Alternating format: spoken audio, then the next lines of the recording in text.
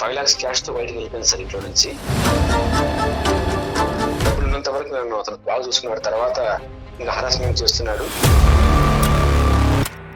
నేను ప్రేమిస్తున్నాను, నేను పెళ్లి చేసుకుంటాను, నువ్వు లేకపోతే నేను చచ్చిపోతా అని రకరకాలుగా బ్లాక్ మెయిల్ చేసి అమ్మాయిని చేస్తున్నాడు. ఏమంటది మీ అమ్మాయి ఇప్పుడు మళ్ళీ ఇంకో 5 లక్షలు తీసుకుని వెళ్ళిపోతానంటదా? వాడి మాయలోనే ఉంది సార్ అమ్మాయి, వాడి మాయలో పడిపోయింది సార్. ఏం అర్థం కావట్లేదు. అంటే కష్టం సుఖం తెలియకుండా పెంచారండి, ఇట్లా అంటున్నామని ఏమనుకోవద్దు. ఇప్పుడు ఇప్పుడు అతను ఏమంటున్నాడంటే నువ్వు లేకపోతే నేను అసలు ఉండలేను, ప్రతిరోజు టార్చర్ చేస్తున్నాడు. ఏంటమ్మా ఈ పరిస్థితి? ఎవరికి అర్థం కాదే ఇది? నీకైనా అర్థం అవుతుందా నీ భవిష్యత్తు ఏంటి అనేది? ఇంకా లాస్ట్ లో ఏమైందంటే వేరే అమ్మాయితో చాట్ చేస్తుంటే చూసాను అది. మళ్ళీ నీ జీవితం అంతా కూడా దారదత్తం చేసి అతను ఒక ప్రాణదాతగా అతను పక్కన ఉంటూ ఒక సెక్యూరిటీ గార్డ్ లాగా సూసైడ్ చేసుకోకుండా ఉంటావా? శుభ్రంగా మీ డబ్బులతో బీటెక్ చదివేసుకుంది, ఫేజ్ 2 అయిపోయింది. ఇప్పుడు మళ్ళీ వాడితో వెళ్తుంది, మళ్ళీ ఇంకొక మళ్ళీ జాగ్రత్తగా మీ డబ్బులన్నింటికి తాళాలు వేసుకుని కూర్చోండి, వెళ్ళిపోతుంది మళ్ళీ.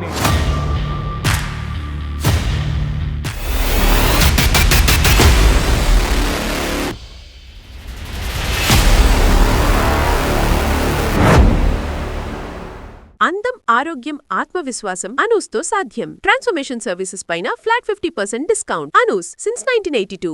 అనూస్ క్లినిక్ అండ్ సలూన్ వారు సమర్పించు అందమైన జీవితం కార్యక్రమానికి స్వాగతం. నమస్తే కళ్యాణ్ గారు. నమస్తే మేడం. కళ్యాణ్ గారు, నరసింహ అనే ఒక ఆయన మనకి మెయిల్ చేశారండి. సాధారణంగా పిల్లలు తప్పు చేస్తే కనుక కొంతమంది తల్లిదండ్రులు మందలిస్తారు, లేదా కోప్పడతారు, దగ్గరికి తీసుకుంటారు. సందర్భాన్ని బట్టి తల్లిదండ్రులు కాబట్టి వదులుకోలేకపోతారు. అవును మేడం. కానీ అదే తప్పుని పిల్లలు రిపీట్ చేస్తూ ఉంటే అలాంటి ఒక ఇష్యూతో నరసింహ గారు మనకి మెయిల్ చేశారండి. మేడం మరి ఒకసారి మాట్లాడదామండి. తప్పకుండా మేడం.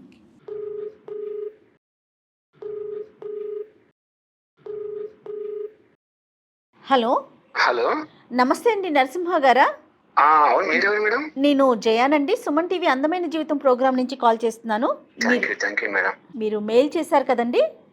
అవును మేడం, అవును మేడం. నా మెయిల్ ని మీరు క్విక్ రెస్పాన్స్ చేశారు మేడం. కళ్యాణ్ చక్రవర్తి గారు ఉన్నారండి, ఒకసారి మాట్లాడతారా?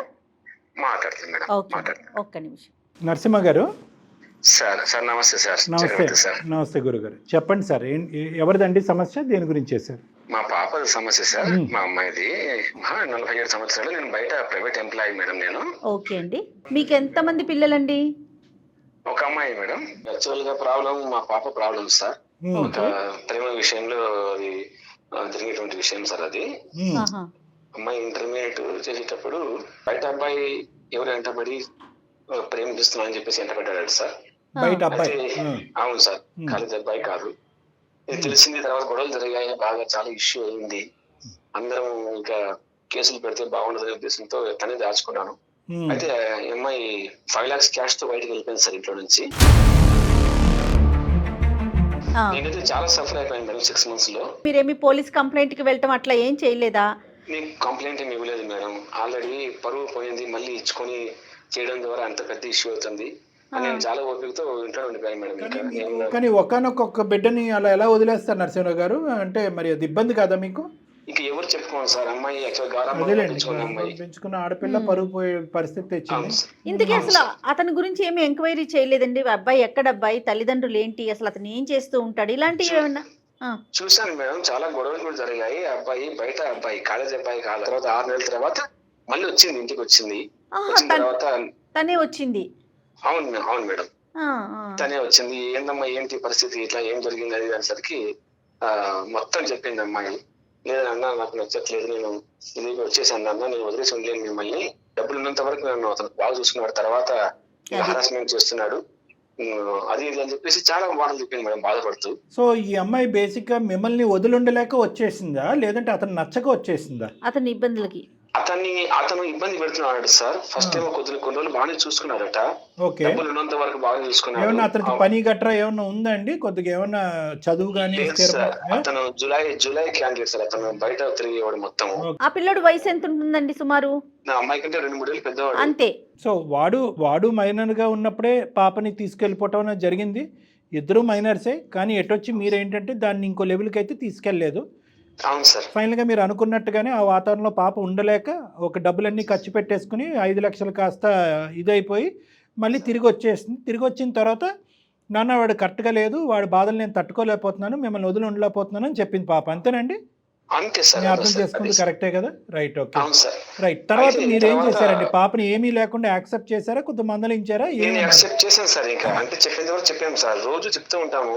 Right sir. మళ్ళీ చదువుకుంటాను నాన్న అంటే బీటెక్ కంప్లీట్ అయిపోయింది సార్. Super super. మళ్ళీ చదువుకుంటానంటే మీరు కాలేజీకి పంపించారు మళ్ళీ. శభాష్. అవును మేడం, అవును మేడం. అది ఇంటర్మీడియట్ చదువులు యాక్చువల్ గా పెద్ద పెద్ద చదువులు చదివిద్దామనే ఉద్దేశంతో అమ్మాయిని నా కాన్సెప్ట్ అదనలే మేడం. అయితే మధ్యలో ఇలా అవుతుంది అనుకోలేదు. తర్వాత కంప్లీట్ అయిపోయింది మేడం బీటెక్. పెళ్లి సంబంధం చూడడం స్టార్ట్ చేసాం సార్. ఇక పెళ్లి సంబంధం స్టార్ట్ చేస్తే ప్రతి దానికి కూడా అమ్మాయి క్యాన్సిల్ చేస్తుంది. నేను మంచి సాఫ్ట్వేర్, గవర్నమెంట్ జాబ్స్ వేరే అన్ని కూడా అన్ని రకాలు తెచ్చాను. నా ముందేమో చూద్దాం అన్న చేద్దాం అన్న అంటుంది. వాళ్ళ అమ్మని గట్టిగా అడిగితే ఒకసారి నేను ఫస్ట్ ఎవరైతే అబ్బాయి ఉన్నాడో అతను మళ్ళీ వచ్చి నన్ను అవును సార్ నేను ప్రేమిస్తున్నాను, నేను పెళ్లి చేసుకుంటాను అని రకరకాలుగా బ్లాక్ మెయిల్ చేసి అమ్మాయి. కొద్ది స్లో డౌన్ ఇవ్వండి, మమ్మల్ని ఒక 2 ప్రశ్నలు అడగడానికి కూడా అవకాశం ఇవ్వండి, మాకు క్లారిటీ రావాలి. నేను అనేది ఏంటంటే బీటెక్ అయిపోయినటువంటి ఆడపిల్లకి ఈ 4-5 ఇయర్స్లో పాటు కనెక్ట్ లేనటువంటి వ్యక్తి మళ్ళీ కనెక్షన్లోకి వచ్చాడా, లేదంటే వీళ్ళు కాంటాక్ట్ అనేటటువంటిది ఫోన్ మీద కానీ ఇంకో తరహాలో కానీ కంటిన్యూ అవుతూనే ఉందా? అదే సార్, అబ్బాయి ఎలా వచ్చాడో అర్థం కావట్లేదు సార్. అంటే ఫోన్ ఈ మధ్య ఎక్కువ ఇది అవుతున్నాయి కాబట్టి బహుశా ఫోన్ కాంటాక్ట్ అనుకుంటాను సార్ నేను. సో ఈ అమ్మాయి వచ్చేటటువంటి మంచి మంచి గవర్నమెంట్ ఉద్యోగాలు అవనివ్వండి, ప్రైవేట్ జాబులు అవనివ్వండి, మీరు తెచ్చేటటువంటి మంచి మంచి సంబంధాలన్నీ కూడా తీసి పక్కన పెట్టడానికి ప్రధానమైనటువంటి కారణం ఇప్పటికీ కూడా అబ్బాయి ఈ అమ్మాయి మనసులోంచి చెరిగిపోలేదని మీరు అంటారు. చెరిగిపోలేదు సార్, చెరిగిపోలేదా, లేదంటే మళ్ళీ ఆ గుర్తులు వాడు తీసుకొచ్చాడా? అదే సార్ అర్థం కావట్లేదు. నేను అడిగాను ఏంటమ్మా ఎందుకు ఇది, ఇంత నువ్వు ఆల్రెడీ దెబ్బతిన్నావు కదా, ఇంత ప్రాబ్లం ఉండి కూడా బయటకు వచ్చి ఏమంటది మీ అమ్మాయి? ఇప్పుడు మళ్ళీ ఇంకో 5 లక్షలు తీసుకుని వెళ్ళిపోతానంటదా? అలా అనే అంటే ఏమంటున్నాను సార్, నేను నన్ను బాగా చూసుకుంటాను నమ్మకం ఉంది నాన్న అతనికి, అంటే మనకున్నటువంటి డబ్బు హోదాతో నేను అతను చూసుకుంటాను జాగ్రత్తగా గట్టిగా అన్నట్టు అంటుంది సార్ ఆమె. చాలా సందర్భాల్లో చాలా సంఘటనలు ఇలాంటి మన కళ్ళు ఎదుర్కొంటూ వస్తూ ఉంటాయి మేడం. మీరు చెప్పినటువంటి గాథ చాలా బాధాకరమైనటువంటి అంశం. తెలియని వయసునటువంటి బయటికి వెళ్ళినటువంటి పిల్ల ఇప్పటికి కూడా తెలియని తనంతోనే ఉంది అనేది నా అభిప్రాయం. ఒక తండ్రిగా మీరు నిలదీసి మందలిస్తే కనుక ఇంట్లోంచి మళ్ళీ వెళ్ళిపోద్ది అనేటటువంటి భయభ్రాంతులతో మీరేంటంటే ఆ అమ్మాయి చేసిన తప్పేంటి, దాని ప్రభావం మీ మీద ఎంత పడింది, పరువు ప్రతిష్ట కాస్త ఎక్కడ పోయింది, ఈరోజు మీరు ఇలా బ్రతుకున్నా కూడా జీవోత్సవంలా బతుకున్నారు, 6 నెలల పాటు కనిపించకుండా వెళ్ళిపోయినటువంటి ఆడపిల్ల ఉందా లేదా అనేది కూడా మానసికంగా నేను తీసి మీరు ఎంత క్షోభకి లోనయ్యారు అనేటటువంటిది ఒక్కసారి ఆ అమ్మాయికి వివరాత్మకంగా అప్పుడే చెప్పుంటే ఈరోజు ఇది పునరావృతం అయి ఉండేది కాదండి. నేనేమంటున్నానంటే ఎక్కడ మొదలైనటువంటి స్క్వేర్ 1 దగ్గర మళ్ళీ అదే స్క్వేర్ 1కి వచ్చింది. ఎవడైతే పోకిరిగాడు అన్నాడో వాడి గురించి కూడా మీరు తెలుసుకోలేదు, వాడు పూర్వపరాలు తెలుసుకోలేదు, వాడు ఎందుకు పాపను పట్టుకెళ్ళిపోయాడు అనేది కనుక్కోలేదు, 5 లక్షలు తీసుకెళ్ళి దారదత్తం చేసి ఖర్చు పెట్టుకుని వాళ్ళు జలసాలకు వాడుకున్నాడు, వాడిని నిలదీయలేదు మీరు, ఎక్కడిదక్కడ వదిలేశాడు, వాడు మళ్ళీ బొసలు కొట్టే పాములాగా మళ్ళీ మీ ఎదురుగుంటూ వచ్చాడు. అనేది ఏంటంటే పిల్లల్ని ముద్దుగా పెంచొచ్చండి, కానీ జీవితకాలంలో కష్టమే రానట్టుగా పెంచకూడదు. మీరు ఎంత కష్టపడినా ఎంత పరుగు పోయినా కూడా ఆ ముళ్ళు నాకే గుచ్చుకోవాలి కానీ నా పిల్లలకు గుచ్చుకోలేదని చెప్పి ఈ విపరీతమైనటువంటి గుడ్డి ప్రేమ వల్ల పిల్లలకి ఎలా ఉంది అంటే కనుక చూడండి, మీరు మీ అమ్మాయిని ఎందుకు నిలదీయలేదు, ఎందుకు మీ అమ్మాయి ఏ పరిస్థితిలో తప్పు చేస్తుంది అనేటటువంటి అంశాలు ఎందుకు తెలుసుకోలేదు అనేది నా బాధ. అది చూడండి, మళ్ళీ ఆడు ఎంటర్ అయ్యాడుగా. ఇప్పుడు బీటెక్ అయిపోయింది, శుభ్రంగా మీ డబ్బులతో బీటెక్ చదివేసుకుంది, phase 2 అయిపోయింది. ఇప్పుడు మళ్ళీ వాడితో వెళ్తుంది, మళ్ళీ మళ్ళీ జాగ్రత్తగా మీ డబ్బులన్నింటికి తాళాలు వేసుకుని కూర్చోండి, వెళ్ళిపోతుంది, మళ్ళీ వెనక్కి వస్తుంది. మీరు ఎంటెక్ చదివించండి సార్. ఇలా ఏది అది అంటున్నాం సార్ అమ్మాయితో, ఎందుకమ్మా ఎందుకు అనుభవించావు ఆల్రెడీ ముందే, ఇప్పుడు గ్యారంటీ ఏముంది, వాడు చూసుకుంటాను నమ్మకం ఏముంది నీకు? ఎప్పుడు లేదు గ్యారంటీకి. ఆ విషయం గురించి అడిగితే అమ్మాయి నేను చూసుకుంటాను నాన్న అని చెప్పి అంటుంది సార్. నాకు అర్థం కావట్లేదు. వాళ్ళ మదర్ ఉన్నారండి? ఉన్నారు మేడం. మరి ఆమె ఏంటి, ఆమె నచ్చ చెప్పే ప్రయత్నం కానీ కనీసం వాళ్ళ అమ్మ మాట వినటం కానీ అదేం లేదండి పాప? లేదు మేడం, వింటుంది కానీ ఎంతసేపు అబ్బాయి దాంట్లోనే ఉంటుంది. దాన్ని వినటం ఏమంటారండి? కాదండి, మరి అలాంటిది ఫస్ట్ ఎందుకు అడ్జస్ట్ కాలేదు? డబ్బులు తీసుకొని మరి వెళ్ళింది కదా, అప్పుడు ఎందుకు అడ్జస్ట్ కాలేదంట? అదే మేడం, అది ఇంకా కొత్త పోగొడ కాబట్టి ఏం చెప్పలేము. కొత్తలో వాళ్ళకి ప్రతిదీ కూడా ఇంకా అందంగానే కనిపిస్తుంది, ఆ వయసు అలాంటిది. మాకెంత తెలుసో మీకు అంతే తెలిసినట్టు బాగా చెప్పారు. ఏంటో ఇప్పుడు ఏమండి, ఇప్పుడు ముద్దు ఉండొచ్చు, అన్నీ ఉండొచ్చండి, కానీ పరిధులు నేర్పించాలండి పిల్లలకి, బుద్ధి జ్ఞానం నేర్పించాలి. లోకంలో గెద్దల్లాగా తన్నికెళ్ళిపెట్టేటువంటి మనుషులు ఉన్నారమ్మా, మన అవసరాలకు వాడేసుకుంటారు, వాళ్ళు మైమర్పిస్తారు, మత్తులో దించుతారు, మా ప్రేమ కాదనకుండా దూరం పెడతారు. ఇవన్నీ మీరు చెప్పకపోతే, వెడమర్చి చెప్పకపోతే పిల్లలకి తెలియదు సార్. సార్ మీరు చెప్పేది కరెక్టే సార్. అంటే మేము డైలీ దైనందిన కార్యక్రమంలో బయట డ్యూటీకి వెళ్ళిపోవడం రావడంతోనే పిల్లలకి ఫీజులు అంటూ అవి అంటూ ప్రతిరోజు నిత్యం ఇదే ఖర్చులు, అంటే ఇదే పనులు, ఇదే సఫరింగ్ ఉంటుంది కాబట్టి. వద్దు సార్, మీరు కారణాలు చెప్పకండి దయచేసి, నేను ఏమనలేను. మీకున్నది, మీరు కన్నటువంటిది ఒకే ఒక బిడ్డ. తల్లి పాత్ర ఏంటి, మీ పాత్ర ఏంటి, మీరిద్దరు కలిపి ఆ అమ్మాయిని ఈ స్థాయి వరకు తీసుకొచ్చేటటువంటి దాంట్లో కేవలం ఫీజులు కట్టి 3 పూట్ల భోజనం పెట్టి పడుకోబెట్టడం తప్ప మీరు ఏమైనా నేర్పించారా? ఒక వ్యక్తి ఆల్రెడీ మీకు ఒక బాగా గాయం అయ్యేటట్టు, మనసుకు గాయం అయ్యేటట్టు పరిస్థితి తీసుకొచ్చాడు. ఇప్పుడు అదే వ్యక్తి మళ్ళీ ప్రత్యక్షమై అదే పుండు మీద కారం జల్లుతున్నాడు. మీరు ఇలా చూస్తూ కూర్చుంటారా సార్? అదేమంటే వయసు ప్రభావం, రోజుల ప్రభావం అంటారండి. నాకు టైం లేదండి, నేను బిజీ అండి అంటే సరే. ఇప్పుడు ఈ రోజు మమ్మీ ప్రతిరోజు కూడా గమనిస్తున్నాను సార్. ఈ ఫస్ట్ సెషన్ అయిన తర్వాత రెండోసారి బీటెక్ వెళ్ళినప్పుడు దాదాపుగా 1 నెల 2 నెలల వరకు తోడు వెళ్ళేది సార్ రోజు కూడా. కానీ అప్పుడు ఏనాడు బయటపడలేదు అమ్మాయి. అలా తీరా చూస్తే మిమ్మల్ని మీ తల్లిదండ్రులు ఇద్దరిని పోలీసు పాత్ర పోషించమనట్లేదు, కానీ నేను ఎందుకు చేశారు గురుగారు మాకు ఫోను? ఏం అంటే నేను జయ మేడం ఏ విధంగా హెల్ప్ చేయగలం సార్? మీరు ఏదో కౌన్సిలింగ్ ఇచ్చి ఒక రూట్లో తీసుకొచ్చి మా అమ్మాయిని మాట్లాడిస్తాను మీతో, కౌన్సిలింగ్ తీసుకొచ్చి అమ్మాయిని మళ్ళీ సక్రమైన మార్గంలో తీసుకెళ్తాను ఒక ఆశ ఉంది సార్ నాకు. ఇప్పటికైనా మారుతుందేమో అని. ఒక్క మాట నేను చెప్తాను, జాగ్రత్త వినండి. తల్లిదండ్రులుగా మీ పాత్రని మేము పోషించలేమండి. మీరు ఇచ్చేటటువంటి ప్రేమ, మీరు పెట్టేటటువంటి కండిషన్స్, ఎక్కడైనా కూడా ఈ మొత్తం ప్రయాణంలో మా నాన్నగారు ఇంత త్యాగం చేశారనే మాట ఎప్పుడైనా అందా? నాన్న నేను మనస్ఫూర్తిగా క్షమాపణ చెప్తున్నాను. లేదు సార్, ప్రతి విషయంగా అమ్మాయి ఏ మాటకు ఆ మాటకి ఎప్పుడు ఎదుర్కొంటాము. వాడి మాయలోనే ఉంది సార్ అమ్మాయి, వాడి మాయలోనే పడిపోయింది సార్. ఏం అర్థం కావట్లేదు. అంటే కష్టం సుఖం తెలియకుండా పెంచారండి. ఇట్లా అంటున్నామని ఏమనుకోవద్దు. ఇప్పుడు డాక్టర్ గారు అన్నది మళ్ళీ నేను కూడా అనాల్సి వస్తుంది.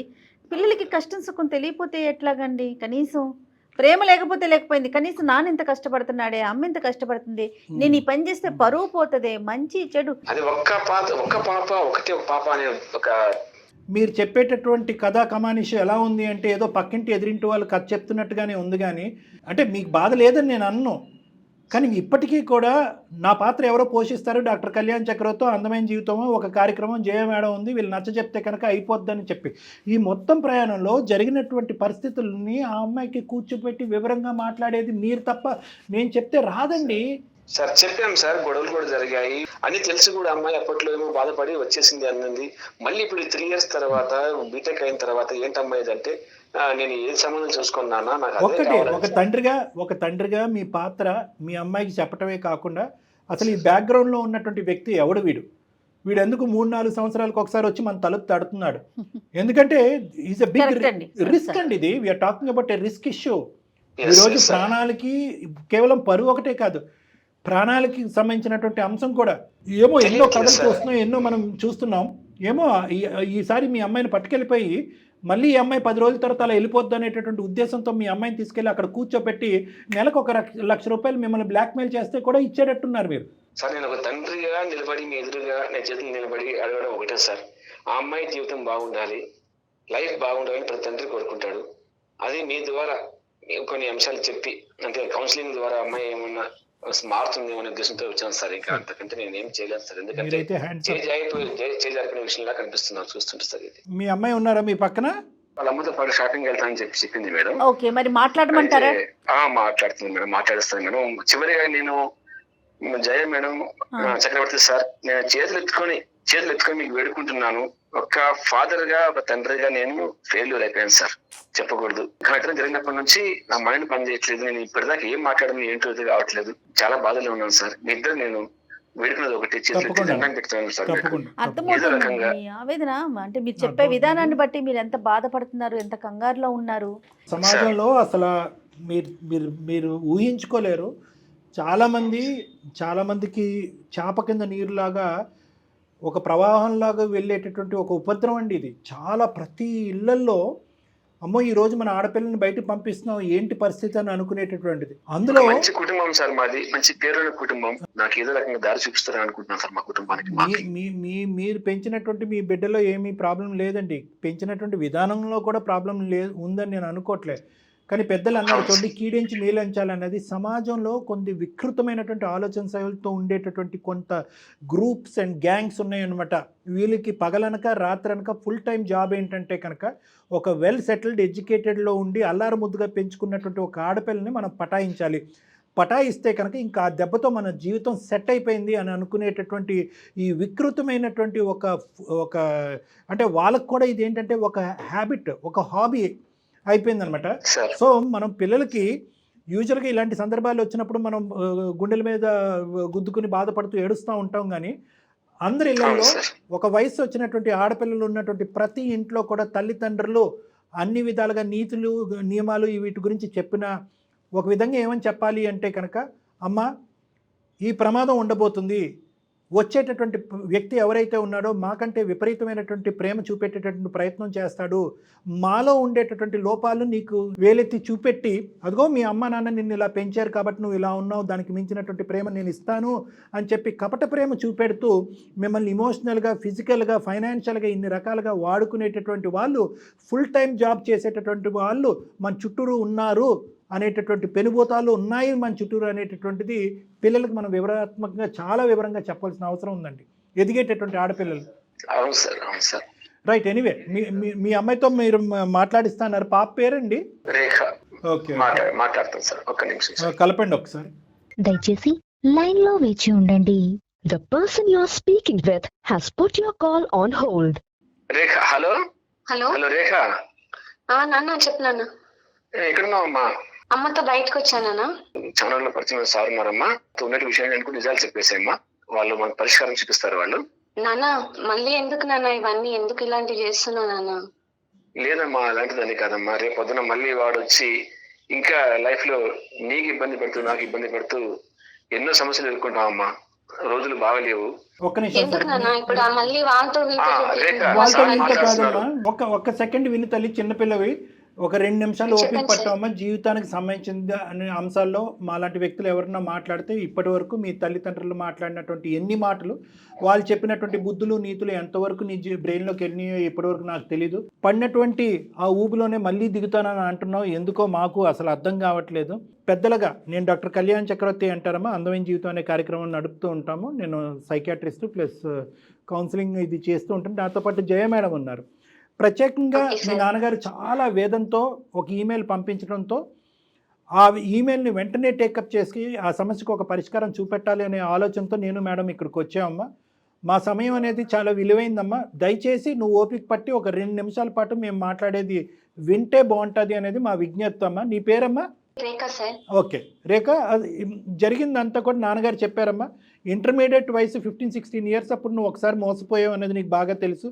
ఇంట్లోంచి డబ్బులు పట్టుకెళ్ళి ఒక అనామికుడు, ఒక పనికిరానటువంటి వ్యక్తి, తప్పుగా అనుకోద్దామని, నువ్వు ఎంత ఇష్టపడినా కూడా అతనికి ఇచ్చినటువంటి ట్యాగ్ లైన్ టైటిల్ అదే. అతని చేతిలో మోసపోయి అమ్మ నేను చావు దెబ్బ తిన్నాను అని చెప్పి వెనక్కి వస్తే కనుక నాన్నగారు బీటెక్ చదివించి అమ్మయ్య ఈ విధంగా అన్నా కూడా మన అమ్మాయి మన వెనక్కి వచ్చింది, బాగుపడింది, మన అమ్మాయి మన చేతుల్లోనే ఉంది, ఇక ముందు నుంచి ఆ పీడకలను మర్చిపోయి ధైర్యంగా మనం ముందుకు వెళ్ళొచ్చు అనుకునే లోపలే వాళ్ళందరి ఇంటి మీద ఏదో శాపగ్రస్తుల్లాగానో ఏదో ఇంకోటో తెలియదు కానీ మళ్ళీ ఆ పిడుగు అన్నది మీ ఇంటి మీద పడిందమ్మా. ఏంటమ్మా ఈ పరిస్థితి? ఎవరికి అర్థం కాదే ఇది? నీకైనా అర్థం అవుతుందా నీ భవిష్యత్తు ఏంటి అనేది? అలా కాదు సార్, ఇప్పుడు ఒకసారి నమ్మి వెళ్ళిపోయినాను, మళ్ళీ ఇప్పుడు అతను ఏమంటున్నాడంటే నువ్వు లేకపోతే నేను అసలు ఉండలేను అనేసి రోజు నాకు ప్రతిరోజు టార్చర్ చేస్తున్నాడు. అసలు ఏం చెప్పినా వినట్లేదు, నాకేం అర్థం కావట్లేదు. ఇక్కడ నాన్నని బాధ పెడుతున్నానని నాకు అర్థం అవుతుంది. కాకపోతే ఇక్కడ కూడా ఏంటంటే ఇంకా ఆల్రెడీ అతనితో వెళ్ళేసి వచ్చాను అనేసి ఇంకా జీవితాంతం డిసైడ్ అయిపోతావా? ఇంకా జీవితాంతం ఇంకా 100 సంవత్సరాలు వాడి చేతిలో చావు దెబ్బేనమ్మా. ఇంకా మీతో పాటు మీ తల్లిదండ్రులు ఇప్పుడు అతను ఏమంటున్నాడంటే అసలు నువ్వు లేకపోతే నేను అసలు బ్రతకలేను, చనిపోతా అది అని మాట్లాడుతున్నాడు. ఎవరి చావు ఎవరి చేతిలో ఉందమ్మా? ఎవరి చావు ఎవరి చేతిలో ఉంది? ఈ రోజు మీ తండ్రి యొక్క పరిస్థితి నీకు అర్థం కావట్లేదా? సరే ఇవన్నీ తర్వాత అమ్మా. ఈ 4-5 ఇయర్స్ పాటు బీటెక్ చదువుతున్నంత కాలం కూడా అతను నీతో టచ్లోనే ఉన్నాడా? ఈ మధ్యలో మళ్ళీ దాపరించాడా? ఈ మధ్యనే మళ్ళీ నాన్న సంబంధం చూస్తున్నాడని మరి తెలిసినట్టుంది. అబ్బో, దానికోసం మళ్ళీ వేధిస్తున్నాడు. అంత అప్డేట్స్ ఎవరు ఇస్తున్నారమ్మా? నువ్వు ఇస్తున్నావా ఏమన్నా సోషల్ మీడియాలో కానీ ఎందులో అన్నా, అంటే ప్లాట్ఫామ్స్ ఎక్కడన్నా అప్డేట్స్ పెడుతున్నావా మీరేమన్నా? అతనికి ఎలా లేదు తెలుస్తుంది సార్. నీకు పెళ్లి చూపులు చూస్తున్నారని? ఒక్కటి నిజాయితీగా చెప్పురేక ఒక్క అంశం నేను మాట్లాడుతున్నాను. వెనక్కి చెప్పండి. వచ్చినటువంటి నువ్వు ఇప్పటి వరకు అతను నిన్ను థ్రెట్ చేసి భయపెట్టేటటువంటి పరిస్థితి వచ్చేంత వరకు మనసులోంచి ఆ అబ్బాయిని తీసేసావా, ఇంకా ఉన్నాడా, కప్పిపుచ్చావా? ఈ 4-5 years అంతే, అదొకటే నాకు కావాలి. రేఖ సార్ నాకు కూడా ఇప్పుడు ఏంటంటే ఒకసారి వెళ్ళాను వచ్చాను అతని దగ్గర ఉన్నాను, డబ్బులు ఉన్న రోజులు బాగా చూసుకున్నాడు. మళ్ళీ అతని క్యారెక్టర్ అంతా డబ్బులు అయిపోయేసరికి మళ్ళీ మారిపోయింది అనేసి వచ్చేసాను. ఇప్పుడు వచ్చిన తర్వాత నేను కూడా ఏదో నా లైఫ్ ఏదో నేను డాడీ చెప్పినట్టుగా ఉంటున్నా, కానీ ఇప్పుడు అసలు అతను వినట్లేదు సార్. ఏ రకంగా వినట్లేదు, నువ్వు లేకపోతే నేను మళ్ళీ అసలు డబ్బులు ఉండలేను, నేను కావాలేమోనమ్మా. చనిపోతాను అది ఇదని మాట్లాడుతున్నాడు. ఇప్పుడు అలా కాదు, ఇప్పుడు మారిపోయాను పూర్తిగా అని మాట్లాడుతున్నాడు. నా వల్ల ఒకరు చనిపోతారు కదా అనేసి మళ్ళీ అదొక బాధగా అనిపిస్తుంది. నా వల్ల ఒక చనిపోతే అమ్మ చనిపోయే రకమా చంపే రకమా? కరెక్ట్గా చెప్పమ్మా. ఆ వ్యక్తి గురించి మాకంటే నీకు నీకే బాగా బాగా తెలుసు. తెలుసు. చనిపోయే రకమా చంపే రకమా? ఈసారి నిన్ను రమ్మన్నాడా, నీతో పాటు ఎంత క్యాష్ తెమ్మన్నాడు, అది కూడా చెప్పమ్మా. ఇంక ఇలాగే మాట్లాడతాం. చనిపోయేవాడు అయితే కనుక ఇప్పుడు ఎందుకు చచ్చిపోతాడమ్మా 4.5-5 సంవత్సరాల తర్వాత? మీ నాన్నగారు ఇంతవరకు చాలా వరకు చెప్పలేకపోయారు, కానీ ఈమెయిల్లో చాలా వివరంగా చెప్పారు. అటువంటి పరిస్థితుల్లోకి మళ్ళీ వెళ్ళాలనుకుంటున్నావమ్మా? అసలు నువ్వు ఎందుకు తిరిగి వచ్చేసావు? డబ్బులు ఒకటి అయిపోయినాయి అని వచ్చావా? అసలు బలమైన కారణం ఏంటమ్మా అసలు అప్పుడు? వీడెవరు, ఎలా పరిచయం అయ్యాడు? లేదు, కొద్ది రోజులు బాగానే ఉన్నాడు సార్. అసలు మా కాలేజ్ దగ్గరనే ఉండేవాడు, వాడి కెపాసిటీ కొద్ది బాగానే రోజులే. ఉన్నాడు. కొద్ది రోజులు వెళ్ళిన తర్వాత ఉమ్. ఒక 6 months దాకా బాగానే ఉన్నాడు. డబ్బులు ఉన్నంత వరకు అయితే బాగానే ఉన్నాడు. మళ్ళీ కొంచెం చిన్న చిన్న గొడవలు స్టార్ట్ అయ్యాయి. ఆ తర్వాత కొంచెం మెల్లగా కొట్టడం కూడా స్టార్ట్ చేస్తే ఇంకా లాస్ట్ లో ఏమైందంటే వేరే అమ్మాయితో చాట్ చేస్తుంటే చూసాను. అది కొంచెం గట్టిగా అడిగేసరికి ఇంకా ఫుల్ రేస్ అయ్యారు. ఇంకా ఇదంతా నాకు నచ్చక వచ్చేసాను మళ్ళీ డాడీ దగ్గరికి. అసలు అతను ఏం సర్లే అనేసి చేస్తుంటాడు? మళ్ళీ ఏం చేస్తుంటాడు రేఖ? చాటింగ్ ఇప్పుడు చేస్తుండు. నువ్వు తీసుకెళ్లిన డబ్బులు వాడుకోవటం తప్ప ఇంకా ఏం పని చేస్తాడు అతను? ఏం చేయండి మేడం. ఏం చేయడు. ఏం చేయడు. అమ్మ నువ్వు వెళ్తాను మళ్ళీ వెనక్కి వెళ్ళిపోతాను, అతని దగ్గరికి వెళ్ళిపోతాను అన్న దాని వెనకతలు నువ్వు చెప్పేటటువంటి ఒకే ఒక కారణం ఏంటంటే వెళ్ళకపోతే అతను చచ్చిపోతాడు అనేది. ఒక్క సద్గుణమైనా చెప్పావమ్మా అతని గురించి? ఇలాంటి వ్యక్తి దగ్గరికి నువ్వు మళ్ళీ వెళ్ళిపోవటానికి కేవలం మళ్ళీ నీ జీవితం అంతా కూడా దారదత్తం చేసి అతను ఒక ప్రాణదాతగా అతని పక్కన ఉంటూ ఒక సెక్యూరిటీ గార్డ్ లాగా సూసైడ్ చేసుకోకుండా ఉంటావా? అదేనా నీ పాత్ర? బీటెక్ చదివిన తర్వాత కూడా నీకు బుద్ధి రాలేదా? ఇంటర్మీడియట్లో ఎలాగ లేదు అనుకుందాం, సరే తెలియనటువంటి వయస్సు, మైనరు, వెళ్ళిపోయావు. అదృష్టం బాగుందని చెప్పి వెనక్కి వచ్చావు. 4.5 years పాటు బీటెక్ చదివిన తర్వాత నీ లోపల వచ్చినటువంటి మెచ్యూరిటీ ఏంటమ్మా? నువ్వు భయపడుతున్నావా ఇష్టపడుతున్నావా? అది మాకు క్లారిటీగా చెప్పు తల్లి ఒక్కసారి. ఇప్పుడు ఏమైందంటే మళ్ళీ అందరికీ తెలిసిపోయింది మేడం. ఇప్పుడు నన్ను ఎవరు పెళ్లి చేసుకోవాలన్నా వాళ్ళకి ఇవన్నీ తెలిసినాయి. వాళ్ళు కరెక్ట్ గా నన్ను చూసుకుంటారా, ఇవన్నీ ఏంటంటే ఈ విషయం చాలా పెద్దగా అయిపోయింది అనమాట. అందరికి తెలిసిపోయింది. ఇప్పుడు మళ్ళీ కొత్తగా ఎవరైనా పెళ్లి చేసుకునే వాళ్ళు ఉంటే అదేలే నాకు అర్థమవుతుంది. మళ్ళీ అతను చేసుకున్న అతను ఏమైనా అనుమానించి అక్కడ సమస్య ఏదన్నా మొదలవుతుందని నువ్వు కాంప్రమైజ్ అవుతున్నావు, అంతేనమ్మా?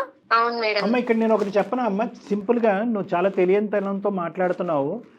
ఒకటైతే నాకు బాగా అర్థమైందమ్మా, మీ పేరెంట్స్ మీద అయితే నీకు ప్రేమ ఉంది.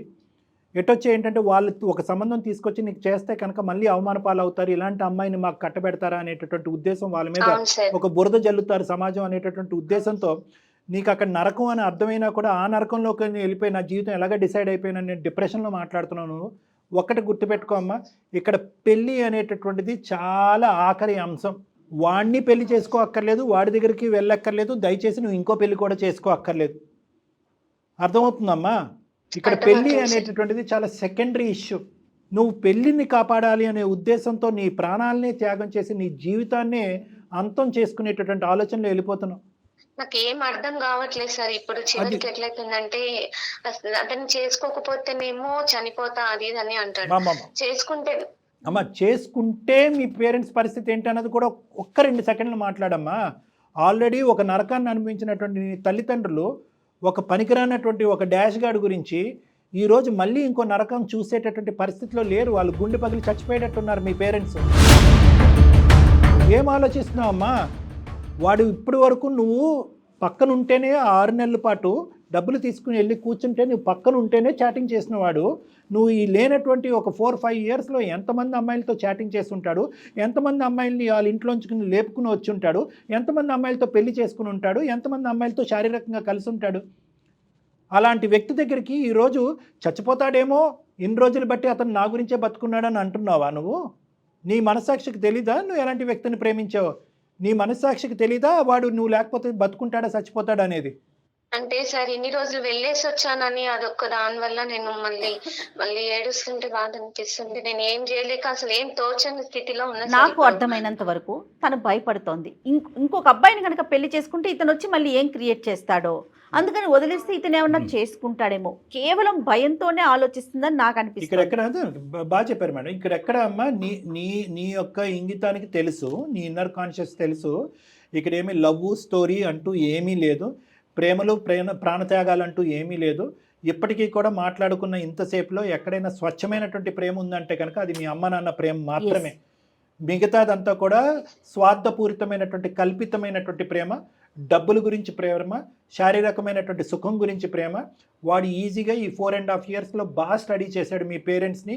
ఎక్కడా కూడా ఇంత తప్పు చేసి వాళ్ళ కూతుర్ని హింస పెట్టినా కూడా మీ నాన్నగారు మెతకనితనం వల్ల వాడిని ప్రశ్నించలేదు, నిలదీయలేదు, వాడి మీద ఒక కేసు పెట్టలేదు నీ మీద పడినటువంటి హింస వల్ల. కాబట్టి ఆ పాము మళ్ళీ బుసలు కొడుతూ మళ్ళీ మీ ఇంట్లోకే వచ్చింది. ఎందుకు వచ్చింది అంటే కనుక, అరే ఈ అమ్మాయికి నేను తప్ప ఎవరు దిక్కులేదు, నేను గన్ పెట్టి బ్లాక్మెయిల్ చేస్తాను, ఎవడొచ్చి ఈ అమ్మాయిని చేసుకుంటాడో చూద్దాం అనేటటువంటి సెల్ఫ్ కాన్ఫిడెన్స్తో, ఓవర్ కాన్ఫిడెన్స్తో మీ నాన్నగారు మెట్టులు దిగుతూనే ఉన్నాడు. ఈ 4 సంవత్సరాలు వాడు మెట్టులు ఎక్కుతూనే ఉన్నాడు. ఇప్పుడు స్టాండ్ బైగా ఎవరూ లేకపోయేటప్పటికి, ఆ పక్కనున్న సీటు ఖాళీ అయ్యేటప్పటికి మళ్ళీ రేఖ గుర్తొచ్చింది వాడికి. ఇక్కడ ప్రేమ కాదు కదా, ఆ వ్యక్తిని నువ్వు శిక్షించాలి. కేవలం నీ జీవితం, మీ నాన్నగారి యొక్క పరువు, మీ కుటుంబం యొక్క పరువు కాదు, మీరు పడినటువంటి బాధ గురించి కాదు. ఎంతమంది ఆడపిల్లల యొక్క జీవితం ఈ పోకిరిగాడు ఆడుకుంటాడు, వాడికి బుద్ధి చెప్పాలి. వాడు సూసైడ్ చేసుకుంటాను అని చెప్పి బ్లాక్మెయిల్ చేస్తున్నాడు అనే అంశం మీద కూడా కేసు పెట్టాలమ్మా. ఇది అసలు సిసలైనటువంటి ఆడపిల్లలు, నీలాంటి తెలివైనటువంటి ఆడపిల్లలు చేయవలసినటువంటి పని. దయచేసి నువ్వు పడినటువంటి ట్రామాని మర్చిపోవద్దమ్మా ప్లీజ్. మనసు విప్పి ఒక్క మాట చెప్పమ్మా.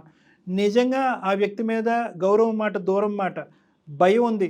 భయంతో పాటు నీ మీద జరిగినటువంటి అఘాయిత్యాలు, మీ కుటుంబాల మీద జరిగినటువంటి నేరాలు, దీన్ని బట్టి నీకు ఒక కోపం రావట్లేదా?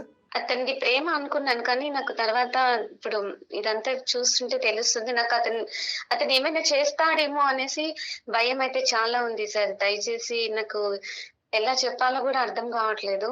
ఎలా చెప్పాలో కదా, ఏం చేయాలో తెలియట్లా నీకు ముందు. మళ్ళీ ఇంకోసారి మీకు చెప్పకుండా అమ్మాయిని పట్టుకెళ్ళక ముందే ఈరోజు మీరు మా వరకు వచ్చి మళ్ళీ ఇంకో అఘాయిత్యాన్ని మీరు కాపాడారు. కాబట్టి ఇప్పటికైనా మీరిద్దరూ తల్లిదండ్రులు, మీ బిడ్డ, మీరందరూ కలిసికట్టుగా చేయవలసినటువంటి కొన్ని పనులు ఉన్నాయి. చెప్పండి సార్. పోలీస్ కంప్లైంట్ పెట్టి మీ అమ్మాయి యొక్క ప్రాణాలు, భవిష్యత్తే కాకుండా ఇటువంటి ఉచ్చులో చిక్కుకున్నటువంటి చాలా మంది ఆడపిల్లల యొక్క జీవితాన్ని కాపాడినటువంటి గొప్ప వ్యక్తిగా మీరు మారిపోతారు. అలాగే సార్, ఇన్నిసార్లు అడిగినా చెప్పలేదు అమ్మాయి. ఇప్పుడు వింటుంటే చాలా విషయాలు అన్ని తెలిసేసారు నాకు. నేను చెప్పేది ఏంటంటే, కేవలం మీరు మీ అమ్మాయి యొక్క భవిష్యత్తు దృష్ట్యా కాదు, రానున్న రోజుల్లో ఈ రోజు కాకపోయినా ఇప్పుడు ఇమీడియట్గా మీరు పెళ్లి సంబంధాలు చూపెట్టడం అనేది, అంటే ఇటువైపు ఉండేటటువంటి ఒక ఇష్యూ రిజాల్వ్ అయ్యేంత వరకు ఈ అమ్మాయికి పెళ్లి సంబంధాలు చూసేటటువంటి హడావుడిని కాస్త తగ్గించండి. ఎందుకంటే ఆ టెన్షను ఈ టెన్షను రెండు ఒకే పడవలో నడవటం కష్టం. ఫస్ట్ ఆ వ్యక్తి ఇంకొక స్టెప్ తీసుకుని అతన్ని చేసుకుంటాడని నేనైతే అనుకోవట్లేదు. కానీ దినదినగండం 100 ఏళ్ళ ఆయుష్ అన్నట్టు ప్రతిరోజు మీ జీవితంలో ఒక పుల్ల పెట్టడానికి ట్రై చేస్తాడు. అతని స్వార్థపూరితమైనటువంటి ఆలోచనల గురించి, డబ్బులు కావాలి, మీ అమ్మాయి కావాలి, తర్వాత మీ అమ్మాయిని అక్కడ పెట్టుకుని ప్రతిరోజు బ్లాక్మెయిల్ చేస్తూ నెలసరి జీతం తీసుకుంటాడు అతను. అది అతని ఉద్దేశం. కాబట్టి మీరు చేయవలసింది ఏంటంటే ఆ ఇష్యూని ఫస్ట్ పర్మనెంట్గా డిలీట్ చేసుకోండి. మీరు మీ అమ్మాయి ఒక పోలీస్ కంప్లైంట్ ఇవ్వండి. లేదు పోలీస్ కంప్లైంట్ ఇవ్వటం వరకు మేము వెళ్ళలేమంటే కనుక నా కౌన్సిలింగ్ వరకు రండి. మీరు వస్తే కనుక ఎటువంటి స్టెప్స్ తీసుకుంటే కనుక మీరు మీ అమ్మాయి సేఫ్టీ జోన్లోకి వెళ్తారన్నది నేను చెప్తాను. అది ఒక పర్పస్. రెండో పర్పస్ ఏంటంటే, ఇప్పటికీ భయంతో ఉండేటటువంటి ఈ ఆడపిల్ల రేపొద్దున ఇంకొక తప్పుడు స్టెప్ తీసుకోకుండా ఆ పాత జ్ఞాపకాలు తనను మానసికంగా కడిగివేసేటటువంటి ప్రయత్నం కూడా కౌన్సిలింగ్ అనేటటువంటి సబ్జెక్ట్ కవర్ చేస్తుంది. మీ అమ్మాయికి నా ఉద్దేశం ఏంటంటే, మీరు ఎంతైతే అవమానానికి లోనయ్యారో అదేవిధంగా ఈ అమ్మాయి ఆ మానసికపరమైనటువంటి గత స్మృతులు ఇప్పటికీ పోలేదు. కాబట్టి అమ్మో వీరు బ్లాక్మెయిల్ చేస్తే కనుక మనం అక్కడికి వెళ్ళాలి, వెళ్ళటం తప్ప ఇంకొక జీవితం లేదు అనేటటువంటి డిప్రెషన్లో ఈ అమ్మాయి ఉండిపోయింది. ఆ డిప్రెషన్ కడగటం అనేది ఆ అమ్మాయి భవిష్యత్తుకి చాలా ఇంపార్టెంట్. ఆ డిప్రెషన్ కడిగిన తర్వాతే వేరే వ్యక్తి యొక్క జీవితంలోకి పంపించడం అనేది కూడా చాలా ఇంపార్టెంట్ అండి. అవును సార్, అందుకే వస్తాం సార్. నేను మా అమ్మాయి ముగ్గురు వచ్చేసి, ఎందుకంటే ఇన్ని రోజులు అడిగిన పర్సనల్ ఏమి చెప్పలేదు అమ్మాయి. మిమ్మల్ని మీరు ప్రశ్నిస్తుంటే అన్ని విషయాలు బయటపడుతున్నాయి, తప్పకుండా వచ్చి మీతో అప్రోచ్ అవుతాం సార్. ఏదో రకంగా మాకు దారి చూపిస్తారు అనుకుంటున్నాం సార్. తప్పకుండానండి, నాన్నతో ఖచ్చితంగా వచ్చి మిమ్మల్ని కలుస్తాను. సరేనమ్మా, నాకు అర్థమైందమ్మా రేఖ, నీ బాధ ఏంటో నాకు అర్థమైంది. ఒకసారి రండి, ఈ ఫోన్ కాల్ ద్వారా మీకు పూర్తి స్థాయిలో క్లారిటీ వచ్చినట్టుగా నాకు అనిపించట్లేదు. మీరిద్దరూ కూడా చాలా కన్ఫ్యూజన్, ఆ బాధలో ఉన్నారు. బయటకు చెప్పుకుంటే కనుక ఎవరు చెప్పుకోలేనటువంటి అంశం కాబట్టి రండి, కలవండి. నేను జయ మేడం ఏం చేయాలన్నది అది మేము ఆలోచించి తప్పకుండా మీకు హెల్ప్ చేస్తాం. ఓకే అమ్మా, thank you sir. Thank you, thank you sir. నమస్తే. వాళ్ళకి అంటే ఏం మాట్లాడాలి, ఏం చేయాలి, ఇలా చెయ్యొచ్చు అనే ఒక ఆలోచనలో కూడా లేరు డాక్టర్ గారు. ఏంటంటే madam, 98% of these cases will end up in confusion and dilemma. Confusion and dilemma లేకుండా ఉండదు. తప్పు చేసినప్పుడు ఒక బాధ ఉంటుంది, తప్పు జరిగిపోయిన తర్వాత ఒక బాధ ఉంటుంది, ఇంకొక పెళ్లి చేసుకునే ముందు కన్ఫ్యూజన్ ఉంటుంది. పెళ్లి చేసుకున్న తర్వాత ఈ గుట్టు విడమర్చి చెప్పకపోతే కనుక భర్తకు ఎప్పుడు తెలుస్తుంది అనే భయభ్రాంతులు, ఎస్పెషల్లీ బ్యాక్గ్రౌండ్లో ఇలాంటి దుర్మార్గులు ఉన్నప్పుడు. కరెక్ట్. చాలా మంది ఆడపిల్లలు ప్రేమిస్తారమ్మా, అబ్బాయిలు కూడా ప్రేమిస్తారు. ఏవో కారణాల వల్ల ఆ ప్రేమ కాస్త ఎండ్ అవుతుంది, వెళ్ళి ఇంకోళ్ళని పెళ్లి చేసుకుంటారు, ఎవరి జీవితాల్లో చూసుకుంటారు. ఇది మనం ఐడియలిస్టిక్ సిచ్యువేషన్లో చూసేటటువంటి కేస్ సినారియో. కానీ ఇలాంటి భిన్నమైనటువంటి కేస్ సినారియోస్లో ఏంటంటే వాడిది ప్రేమ కాదు, వాడిది ఎప్పుడు కూడా ఒక స్వార్థం ప్లస్ ఏ విధంగా ఈ సిచ్యువేషన్ అడ్వాంటేజ్ తీసుకోవాలనేటటువంటి ఆలోచనతో వాడు ఒక దెయ్యంలాగా, అదేదో విక్రమ్ అండ్ బేతాళులాగా ఈ అమ్మాయి జీవితాంతం పట్టి పీడిస్తాడు. పెళ్లి జరిగిన తర్వాత కూడా ఈ అమ్మాయి భయపడేటట్టు చేస్తాడు. అట్లీస్ట్ ఈ అమ్మాయిని దక్కించకపోయినా నీకు సంబంధించిన సీక్రెట్స్ నా జోబులో ఉన్నాయి, ఇప్పుడు కాకపోతే రేపొద్దు నీ భర్తకి ఇస్తాను కాబట్టి నాకు నెలకి ఇంత పంపించాను బ్లాక్మెయిల్ చేసే బ్యాచ్. అవును డాక్టర్ గారు. సో ఇలాంటి వాటిలో ఎప్పుడూ కన్ఫ్యూజన్ ఉంటుంది. కాబట్టి ఎందుకంటే గోప్యంగా ఉంచి గుట్టు బయట పెట్టకుండా చేసేటటువంటి అంశాలు, ఇలాంటి వేదిక కానీ మనలాంటి వాళ్ళు కానీ ఎవరైనా ప్రొఫెషనల్స్ ఉంటే కనుక ఒక్కసారి వాళ్ళు బాగా చెప్పేటప్పటికి, అమ్మ మీరు ఏబీసీ పద్ధతుల్లో వెళ్ళండి, భయపడకండి, పెళ్లి సెకండరీ. ఇందాక మనం ఏమని చెప్పాం? అవునండి, పెళ్లి సెకండరీ కాదు. నాన్ని ఆ పెళ్లి చేస్తాడు కాబట్టి నేను వాడు ఆ పెళ్లి చేసుకుంటాను అనుకునేటటువంటి పిచ్చితనం నుంచి బయటకు వచ్చి పెళ్లి సస్పెండ్ చేయండి, పెళ్లి అనేటటువంటిది కాదు, మీ సేఫ్టీ చూసుకోండి అని మనం చెప్పేటప్పటికి వాళ్ళకి రిలీఫ్ వచ్చేసి. అంతే డాక్టర్ గారు, రైట్ అండి. చూద్దాం, మీ దగ్గరికి వచ్చినప్పుడు ఒకసారి మీరు 1-2 సార్లు కౌన్సిలింగ్ ఇస్తే డెఫినెట్ గా బయటపడతారు. Sure madam. నమస్తే. నమస్తే. అందం, ఆరోగ్యం, ఆత్మవిశ్వాసం అనూస్తో సాధ్యం. ట్రాన్స్ఫర్మేషన్ సర్వీసెస్ పైన ఫ్లాట్ 50% డిస్కౌంట్. అనూస్ సిన్స్ 1982.